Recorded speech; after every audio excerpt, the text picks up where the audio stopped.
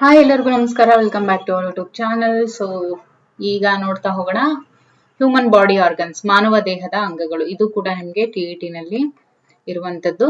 So ಮೊದಲನೇ ಪ್ರಶ್ನೆ, ಮಾನವ ದೇಹದಲ್ಲಿ ಅತಿ ದೊಡ್ಡ ಆಂತರಿಕ ಅಂಗ ಯಾವುದು? ಆಂತರಿಕ ಅಂಗ ಅಂದ್ರೆ ಮಾನವನ ದೇಹದ ಒಳಗಡೆ ಇರುವಂತ ಆಂತರಿಕ ಅಂಗಗಳಲ್ಲಿ ದೊಡ್ಡ ಅಂಗ ಯಾವುದು ಅಂತ ಹೇಳಿದ್ರೆ ದಟ್ ಇಸ್ ಲಿವರ್, ಯಕೃತ್ ಅಂತ ಹೇಳ್ತೀವಿ. ದೇಹದ ರಕ್ತವನ್ನ ಶುದ್ಧೀಕರಿಸುವ ಮುಖ್ಯ ಕಾರ್ಯವನ್ನ ಯಾವ ಅಂಗ ನಿರ್ವಹಿಸುತ್ತೆ?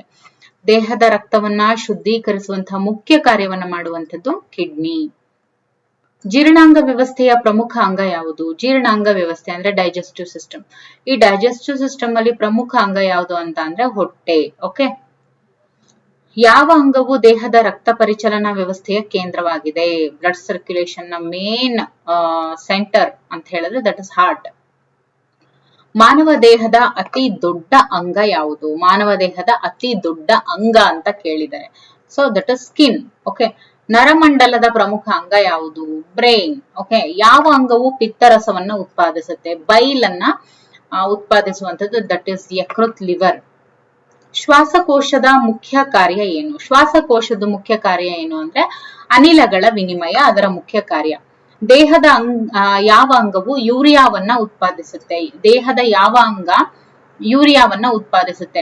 ಬಹುಶಃ ಕೆಲವ್ರು ಏನಂತ ಅನ್ಕೋತಾರೆ, ಮೂತ್ರಪಿಂಡ ಯೂರಿಯಾವನ್ನ ಉತ್ಪಾದಿಸುತ್ತೆ ಅಂತ ಕೆಲವ್ರು ಅನ್ಕೋತಾರೆ. ಓಕೆ, ಬಟ್ ಸರಿಯಾದಂತ ಉತ್ತರ ಏನು? ಯಕೃತ್, ಲಿವರ್ ಏನಿದೆಯಲ್ಲ ಇದು ಯೂರಿಯಾವನ್ನ ಉತ್ಪಾದಿಸುತ್ತೆ.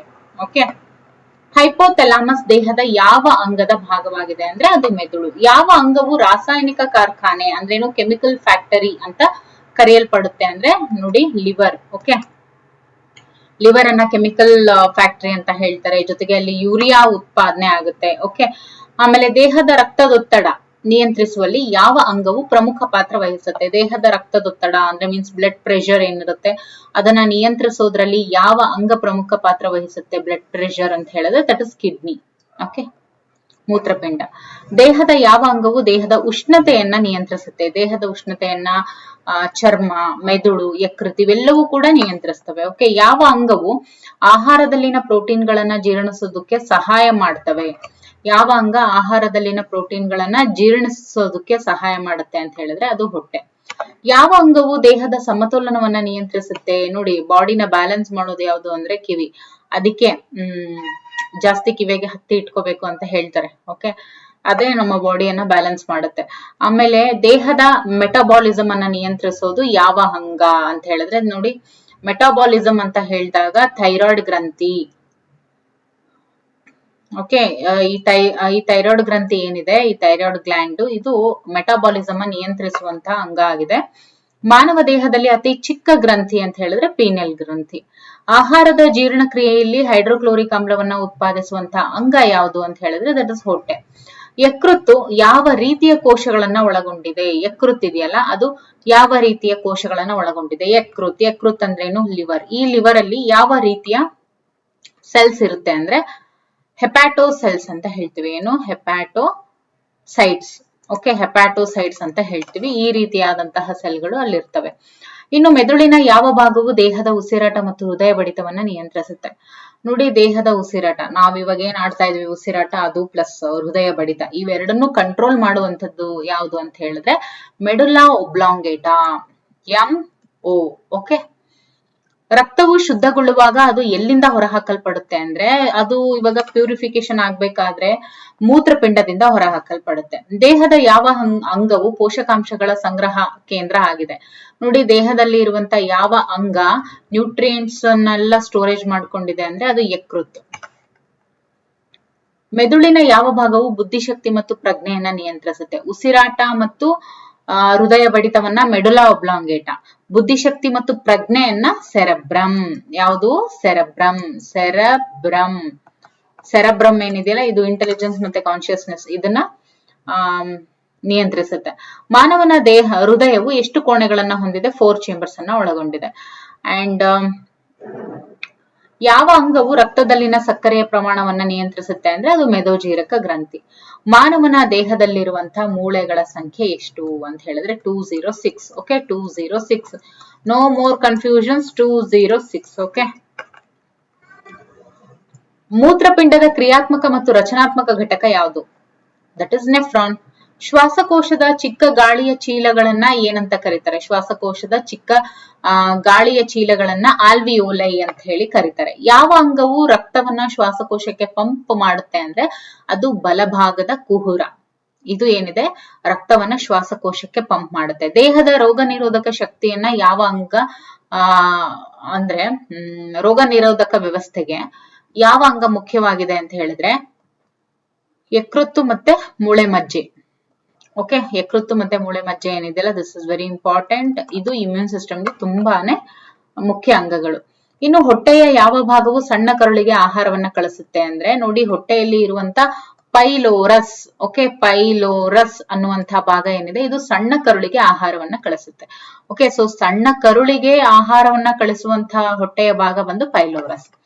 ಮೆದುಳಿನ ಯಾವ ಭಾಗವು ಭಾಷೆ, ತರ್ಕ ಮತ್ತು ಸಮಸ್ಯೆ ಪರಿಹರಿಸುವಂತ ಸಾಮರ್ಥ್ಯಕ್ಕೆ ಸಂಬಂಧಿಸಿದೆ ಅಂತ ಹೇಳಿದ್ರೆ ಸೆರೆಬ್ರಲ್ ಕಾರ್ಟೆಕ್ಸ್. ದೇಹದ ಯಾವ ಅಂಗವು ಎರಿಥ್ರೋಪೊಯಿಟಿನ್ ಎನ್ನುವಂತ ಹಾರ್ಮೋನ್ ಅನ್ನ ಉತ್ಪಾದಿಸುತ್ತೆ? ದೇಹದಲ್ಲಿ ಇರುವಂತ ಯಾವ ಅಂಗ ಎರಿಥ್ರೋಪೊಯಿಟಿನ್ ಅನ್ನುವಂತ ಹಾರ್ಮೋನ್ ಅನ್ನ ಉತ್ಪಾದಿಸುತ್ತೆ ಅಂತ ಹೇಳಿದ್ರೆ ದಟ್ ಇಸ್ ಮೂತ್ರಪಿಂಡ. ಮೂತ್ರಪಿಂಡ ಏನಿದೆಯಲ್ಲ ಯಾವ ದೇಹದ ಅಂಗ ಅಂತ ಹೇಳಿದ್ರೆ ದಟ್ ಇಸ್ ಮೂತ್ರಪಿಂಡ. ಈ ಒಂದು ಮೂತ್ರಪಿಂಡ ಎರಿಥ್ರೋಪೊಯಿಟಿನ್ ಎನ್ನುವಂತ ಹಾರ್ಮೋನ್ ಅನ್ನ ಉತ್ಪಾದಿಸುತ್ತೆ. ಓಕೆ, ಸೊ ಮೂತ್ರಪಿಂಡ ಯಾವ ಒಂದು ಹಾರ್ಮೋನ್ ಅನ್ನ ರಿಲೀಸ್ ಮಾಡುತ್ತೆ? ಎರಿಥ್ರೋಪೊಯಿಟಿನ್. ಯಾವ ಅಂಗವು ಹಾರ್ಮೋನ್ಗಳನ್ನ ಉತ್ಪಾದಿಸುತ್ತೆ ಮತ್ತು ರಕ್ತದಲ್ಲಿ ಅದನ್ನ ಬಿಡುಗಡೆ ಮಾಡುತ್ತೆ? ಯಾವ ಅಂಗವು ಹಾರ್ಮೋನ್ಗಳನ್ನ ಉತ್ಪಾದಿಸುತ್ತೆ ಮತ್ತು ರಕ್ತದಲ್ಲಿ ಅದನ್ನ ಬಿಡುಗಡೆ ಮಾಡುತ್ತೆ ಅಂದ್ರೆ ಗ್ರಂಥಿ. ನರಕೋಶದ ಪ್ರಮುಖ ಕಾರ್ಯ ಏನು? ನರಮಂಡಲದ ಸಂಕೇತಗಳನ್ನ ಕಳಿಸೋದು ಅದ್ರ ಮುಖ್ಯ ಕಾರ್ಯ ಆಗಿರುತ್ತೆ. ರಕ್ತವು ಹೃದಯದ ಯಾವ ಕೋಣೆಯನ್ನ ಪ್ರವೇಶಿಸುತ್ತೆ? ಇವಾಗ ಫಸ್ಟ್ ಬ್ಲಡ್ ಏನಿರುತ್ತೆ ಅದು ಹೃದಯದಲ್ಲಿ, ಇವಾಗ ಇದು ಹೃದಯ. ಓಕೆ, ಈ ಹೃದಯದಲ್ಲಿ ಯಾವ ಕೋಣೆಯನ್ನ ಅದು ಪ್ರವೇಶಿಸುತ್ತೆ ಅಂದ್ರೆ ಎಡಭಾಗದ ಹೃತ್ಕರ್ಣವನ್ನ ಅದು ಪ್ರವೇಶಿಸುತ್ತೆ. ಓಕೆ, ಇನ್ನು ದೇಹದ ಪಿತ್ತಜನಕಾಂಗವು ವಿಷ ತೆಗೆಯುವ ಅಂದ್ರೆ ಡಿಟಾಕ್ಸಿಫಿಕೇಶನ್ ಕಾರ್ಯವನ್ನ ನಿರ್ವಹಿಸುತ್ತೆ.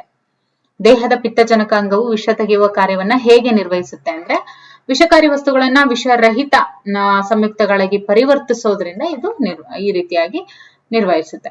ಇನ್ನು ಮಾನವ ದೇಹದ ಯಾವ ಅಂಗದಲ್ಲಿ ಸ್ನಾಯುಗಳು ಇಲ್ಲ? ಸ್ನಾಯುಗಳೇ ಇಲ್ಲದೆ ಇರುವಂತ ಮಾನವನ ಅಂಗ ಬಂದ್ಬಿಟ್ಟು ದಟ್ ಇಸ್ ಮೆದುಳು. ಓಕೆ, ಮೆದುಳು. ಯಾವ ಗ್ರಂಥಿಯನ್ನ ಮಾಸ್ಟರ್ ಗ್ಲ್ಯಾಂಡ್ ಅಂತ ಹೇಳಿ ಕರೀತಾರೆ ಅಂದ್ರೆ ದಟ್ ಇಸ್ ಪಿಟ್ಯೂಟರಿ ಗ್ರಂಥಿಯನ್ನ ಮಾಸ್ಟರ್ ಗ್ಲ್ಯಾಂಡ್ ಅಂತ ಹೇಳಿ ಕರೀತಾರೆ.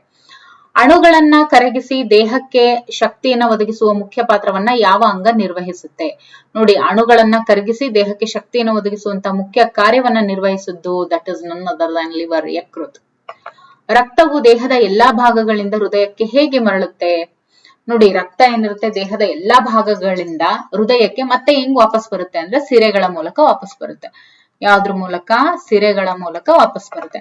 ಯಾವ ಅಂಗವು ರೋಗ ನಿರೋಧಕ ವ್ಯವಸ್ಥೆಯಲ್ಲಿ ಪ್ರಮುಖ ಪಾತ್ರ ವಹಿಸುತ್ತೆ? ನೋಡಿ, ಯಾವ ಅಂಗ ರೋಗ ನಿರೋಧಕ ವ್ಯವಸ್ಥೆಯಲ್ಲಿ ಪ್ರಮುಖ ಪಾತ್ರ ವಹಿಸುತ್ತೆ ಅಂದ್ರೆ ದಟ್ ಇಸ್ ಯಕೃತ್.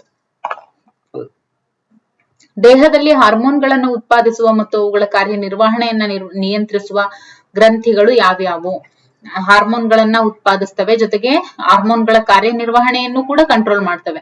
ಅಂತಹ ಒಂದು ಗ್ರಂಥಿಗಳು ಯಾವುದು ಅಂತ ಹೇಳಿದ್ರೆ ಪಿಟ್ಯೂಟರಿ ಗ್ರಂಥಿ ಕೂಡ ಹಾರ್ಮೋನ್ಗಳನ್ನ ಉತ್ಪಾದಿಸುತ್ತೆ, ಜೊತೆಗೆ ಅದರ ಕಾರ್ಯನಿರ್ವಹಣೆಯನ್ನು ಮಾಡುತ್ತೆ. ಥೈರಾಯ್ಡ್ ಗ್ರಂಥಿ ಸಹ ಅದೇ ಮಾಡುತ್ತೆ, ಅಡ್ರಿನಲ್ ಗ್ರಂಥಿ ಕೂಡ ಮಾಡುತ್ತೆ. ಸೊ ದಟ್ ಇವೆಲ್ಲವೂ ಕೂಡ ಸರಿಯಾದಂತ ಉತ್ತರ. ಮೂತ್ರಪಿಂಡದ ಯಾವ ಭಾಗವು ರಕ್ತವನ್ನು ಶುದ್ಧೀಕರಿಸುತ್ತೆ ಅಂದ್ರೆ ನೆಫ್ರಾನ್.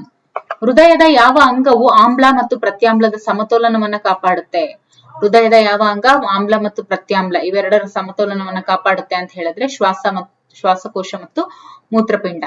ಓಕೆ, ಈ ಅಂಗಗಳು ಏನಿರ್ತವೆ ಆಮ್ಲ ಮತ್ತು ಪ್ರತ್ಯಾಮ್ಲದ ಸಮತೋಲನವನ್ನ ಕಾಪಾಡ್ತವೆ. ಶ್ವಾಸಕೋಶ ಮತ್ತು ಮೂತ್ರಪಿಂಡ ಏನಿದೆ ಆಮ್ಲ ಮತ್ತು ಪ್ರತ್ಯಾಮ್ಲದ ಸಮತೋಲನವನ್ನ ಕಾಪಾಡ್ತವೆ. ಇನ್ನು ಸ್ವಾಭಾವಿಕ ಇನ್ಸುಲಿನ್ ಅನ್ನ ಉತ್ಪಾದಿಸುವಂತಹ ಗ್ರಂಥಿ ಯಾವುದು ಅಂತ ಹೇಳಿ ನೋಡಿ, ಸ್ವಾಭಾವಿಕವಾಗಿ ಇನ್ಸುಲಿನ್ ಅನ್ನು ಉತ್ಪಾದಿಸುವಂತಹ ಗ್ರಂಥಿ ಬಂದ್ಬಿಟ್ಟು ದರ್ಸ್ ಮೆದೋಜೀರಕ ಗ್ರಂಥಿ. ಹೃದಯದ ಯಾವ ಭಾಗವು ಶುದ್ಧ ರಕ್ತವನ್ನ ದೇಹಕ್ಕೆ ಪಂಪ್ ಮಾಡುತ್ತೆ? ನೋಡಿ, ಹೃದಯದ ಯಾವ ಭಾಗವು ಶುದ್ಧ ರಕ್ತವನ್ನ ಮೀನ್ಸ್ ಆಕ್ಸಿಜಿನೇಟೆಡ್ ಬ್ಲಡ್ ಅನ್ನ ದೇಹಕ್ಕೆ ಪಂಪ್ ಮಾಡುತ್ತೆ ಅಂದ್ರೆ ಎಡಭಾಗದ ಕುಹುರ. ಮೆದುಳಿನ ಯಾವ ಭಾಗವು ಪ್ರಜ್ಞೆ ಮತ್ತು ನೆನಪುಗಳನ್ನ ನಿಯಂತ್ರಿಸುತ್ತೆ ಅಂತ ಹೇಳಿದ್ರೆ ದಟ್ ಇಸ್ ಸೆರೆಬ್ರಮ್. ಚರ್ಮದ ಯಾವ ಪದರವು ನರಕೋಶಗಳನ್ನ ಹೊಂದಿರುತ್ತೆ ಅಂತ ಹೇಳಿದ್ರೆ ದಟ್ ಇಸ್ ಡರ್ಮಿಸ್. ಇದು ನರಕೋಶಗಳನ್ನ ಹೊಂದಿರುತ್ತೆ. ಯಾವ ಅಂಗವು ಸ್ನಾಯುಗಳನ್ನ ಒಳಗೊಂಡಿದೆ ಅಂತ ಹೇಳಿದ್ರೆ ನೋಡಿ, ಹೃದಯ ಏನಿದೆ ಇದು ಸ್ನಾಯುಗಳನ್ನ ಒಳಗೊಂಡಿದೆ. ಹೃದಯ ಏನಿದೆ ಇದು ಸ್ನಾಯುಗಳನ್ನ ಒಳಗೊಂಡಿದೆ. ಆಹಾರವು ಹೊಟ್ಟೆಗೆ ಪ್ರವೇಶಿಸಿದಾಗ ಯಾವ ರೀತಿಯ ಪಾತ್ರವನ್ನ ವಹಿಸುತ್ತೆ ಅಂದ್ರೆ ಆಹಾರ ಹೊಟ್ಟೆಗೆ ಪ್ರವೇಶಿಸಿದಾಗ ಎಲ್ಲ ಹೋಗಿ ಅದು ಸಂಗ್ರಹಣೆ ಆಗುತ್ತೆ, ಹೌದಲ್ವಾ? ಸೊ ಸಂಗ್ರಹಣೆ ಪಾತ್ರವನ್ನು ವಹಿಸುತ್ತೆ.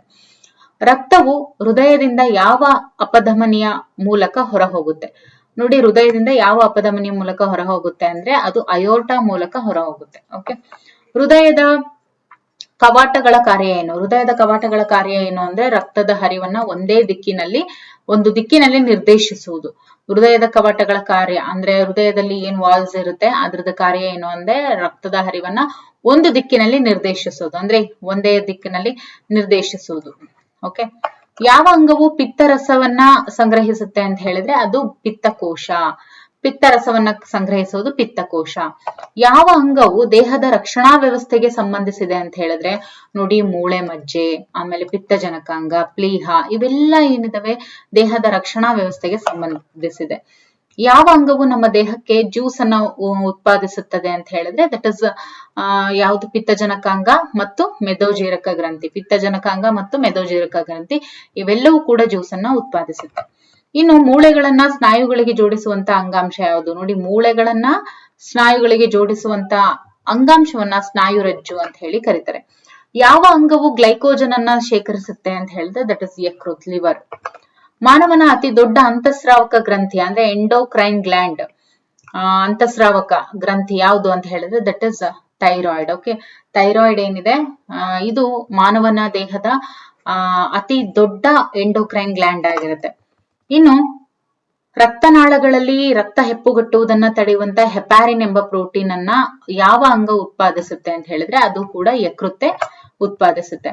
ಯಾವ ಅಂಗವು ರಕ್ತವನ್ನ ಶುದ್ಧೀಕರಿಸಲು ಬಳಸುವ ನೆಫ್ರಾನ್ ಅನ್ನ ಹೊಂದಿದೆ? ನೋಡಿ, ಯಾವ ಅಂಗವು ರಕ್ತವನ್ನ ಶುದ್ಧೀಕರಿಸೋದಕ್ಕೆ ಬಳಸುವಂತಹ ನೆಫ್ರಾನ್ ಅನ್ನ ಹೊಂದಿದೆ? ರಕ್ತವನ್ನ ಶುದ್ಧೀಕರಿಸಲು ಬಳಸುವಂತಹ ನೆಫ್ರಾನ್ ಅನ್ನ ಹೊಂದಿರುವಂತದ್ದು ದಟ್ ಇಸ್ ಮೂತ್ರಪಿಂಡ. ಮಾನವ ದೇಹದಲ್ಲಿರುವಂತಹ ಅತಿ ದೊಡ್ಡ ಗ್ರಂಥಿ ಬಂದ್ಬಿಟ್ಟು ದಟ್ ಇಸ್ ಯಕೃತ್. ಓಕೆ, ಎಂಡೋಕ್ರೈನ್ ಗ್ಲ್ಯಾಂಡ್ ಬಂದ್ಬಿಟ್ಟು ದಟ್ ಇಸ್ ಥೈರಾಯ್ಡ್. ದೇಹದ ಎಲ್ಲಾ ಅಂಗಾಂಶಗಳಿಗೆ ಆಮ್ಲಜನಕವನ್ನ ಒದಗಿಸುವ ರಕ್ತದ ಭಾಗ ಯಾವುದು ಅಂತ ಹೇಳಿದ್ರೆ ನೋಡಿ, ದೇಹದ ಎಲ್ಲಾ ಅಂಗಾಂಶಗಳಿಗೆ ಆಮ್ಲಜನಕವನ್ನ ಒದಗಿಸೋದು, ಎಲ್ಲದಕ್ಕೂ ಆಕ್ಸಿಜನ್ ನ ಒದಗಿಸುವಂತಹ ರಕ್ತದ ಭಾಗ ಬಂದು ಕೆಂಪು ರಕ್ತ ಕಣಗಳು, ರೆಡ್ ಬ್ಲಡ್ ಸೆಲ್ಸ್. ಯಾವ ಅಂಗವು ರಕ್ತದಲ್ಲಿನ ಯೂರಿಯಾವನ್ನ ಹೊರ ಹಾಕುತ್ತೆ ಅಂತ ಹೇಳಿದ್ರೆ ರಕ್ತದಲ್ಲಿ ಇರುವಂತಹ ಯೂರಿಯಾವನ್ನ ಹೊರ ಹಾಕೋದು ದಟ್ ಇಸ್ ಮೂತ್ರಪಿಂಡ. ರಕ್ತ ಮತ್ತು ಅಂಗಾಂಶಗಳ ನಡುವೆ ಆಮ್ಲಜನಕ ಮತ್ತು ಪೋಷಕಾಂಶಗಳ ವಿನಿಮಯ ಎಲ್ಲಿ ನಡೆಯುತ್ತೆ? ನೋಡಿ, ರಕ್ತ ಮತ್ತು ಅಂಗಾಂಶಗಳು ಏನಿರ್ತವೆ ಇವುಗಳ ನಡುವೆ ಆಮ್ಲಜನಕ ಮತ್ತೆ ಪೋಷಕಾಂಶಗಳ ವಿನಿಮಯ ಉಂಟಾಗುತ್ತೆ. ಅವೆಲ್ಲ ಎಲ್ಲಿ ನಡೆಯುತ್ತೆ ಅಂದ್ರೆ ಕೆಪಿಲರೀಸ್ ಅಲ್ಲಿ ಉಂಟಾಗುತ್ತೆ. ಮೆದುಳಿನ ಯಾವ ಭಾಗವು ಐಚ್ಛಿಕ ಚಟುವಟಿಕೆಗಳನ್ನ ನಿಯಂತ್ರಿಸುತ್ತೆ ಅಂತ ಹೇಳಿದ್ರೆ ನೋಡಿ, ಐಚ್ಛಿಕ ಚಟುವಟಿಕೆಗಳನ್ನ ನಿಯಂತ್ರಿಸೋದು ಸೆರೆಬ್ರಮ್. ಯಾವ ಅಂಗವು ಜೀರ್ಣಾಂಗ ವ್ಯವಸ್ಥೆಯ ಭಾಗ ಅಲ್ಲ? ಪಿತ್ತಜನಕಾಂಗ, ಶ್ವಾಸಕೋಶ, ಮೆದೋಜೀರಕ ಗ್ರಂಥಿ, ಹೊಟ್ಟೆ ಅಂತ ಇದೆ. ಇಲ್ಲಿ ಜೀರ್ಣಾಂಗ ವ್ಯವಸ್ಥೆಯ ಭಾಗ ಅಲ್ಲ ಅಂತ ಹೇಳಿದ್ರೆ ದಟ್ ಇಸ್ ಶ್ವಾಸಕೋಶ. ಯಾವ ಅಂಗವು ಮಾನವ ದೇಹದ ರಕ್ಷಣಾ ಕೋಶ ಅಂತ ಹೇಳಿ ಕರೆಯಲ್ಪಡುತ್ತೆ? ಪ್ಲೀಹ. ಪ್ಲೀಹ ಏನಿದೆ ಇದು ಮಾನವ ದೇಹದ ರಕ್ಷಣಾ ಕೋಶ ಅಂತ ಹೇಳಿ ಕರೀತಾರೆ ಪ್ಲೀಹವನ್ನ. ಮಾನವನ ಅತಿ ದೊಡ್ಡ ಸ್ನಾಯು ಯಾವುದು ಅಂತ ಹೇಳಿದ್ರೆ ಗ್ಲೂಟಿಯಸ್ ಮ್ಯಾಕ್ಸಿಮಸ್. ಓಕೆ, ಗ್ಲೂಟಿಯಸ್ ಮ್ಯಾಕ್ಸಿಮಸ್ ಏನಿದೆಲ್ಲ ಇದು ಮಾನವನ ದೇಹದ ಅತಿ ದೊಡ್ಡ ಸ್ನಾಯು ಆಗಿದೆ. ಯಾವ ಅಂಗವು ರಕ್ತದಲ್ಲಿನ ಕಲುಷಿತ ಪದಾರ್ಥಗಳನ್ನ ಹೊರ ಹಾಕುತ್ತೆ? ನೋಡಿ, ಯಾವ ಅಂಗ ರಕ್ತದಲ್ಲಿ ಇರುವಂತ ಕಲುಷಿತ ಪದಾರ್ಥಗಳನ್ನ ಹೊರ ಹಾಕುತ್ತೆ ಅಂದ್ರೆ ಅದು ಒಂದು ಮೂತ್ರಪಿಂಡ, ಆಮೇಲೆ ಯಕೃತ್ತು. ಈ ಮೂತ್ರಪಿಂಡ ಮತ್ತು ಯಕೃತ್ತು ಏನಿದೆ ಮಾನವ ದೇಹದಲ್ಲಿ ಏನು ಅಂಗಗಳು ಇರ್ತವೆ ಅಂದ್ರೆ ಏನೆಲ್ಲ ರಕ್ತದಲ್ಲಿ ಕಲುಷಿತ ಪದಾರ್ಥಗಳು ಇರ್ತವೆ ಆ ಕಲುಷಿತ ಪದಾರ್ಥಗಳನ್ನೆಲ್ಲ ಹೊರಹಾಕುವಂತ ಕೆಲಸವನ್ನ ಮೂತ್ರಪಿಂಡ ಮತ್ತು ಯಕೃತ್ತು ಮಾಡುತ್ತೆ. ಓಕೆ, ಸೊ ಇಲ್ಲಿವರೆಗೂ ನಾವು ಇಷ್ಟು ಪ್ರಶ್ನೆಗಳನ್ನ ನಾವು ನೋಡಿದೀವಿ. ಇನ್ನು ಮುಂದಿನ ತರಗತಿಯಲ್ಲಿ ಇನ್ನಷ್ಟು ಪ್ರಶ್ನೆಗಳನ್ನ ನೋಡ್ತಾ ಹೋಗೋಣ. ಸೊ ಯಾರೆಲ್ಲ ವಿಡಿಯೋಸ್ ಅನ್ನ ಸಬ್ಸ್ಕ್ರೈಬ್ ಮಾಡದೆ ನೋಡ್ತಾ ಇದ್ದೀರಾ ನಮ್ಮ ಚಾನಲ್ ಅನ್ನ ಸಬ್ಸ್ಕ್ರೈಬ್ ಮಾಡ್ಕೊಳ್ಳಿ, ಇದರ ಉಪಯೋಗವನ್ನ ಪಡ್ಕೊಳ್ಳಿ. ಧನ್ಯವಾದಗಳು.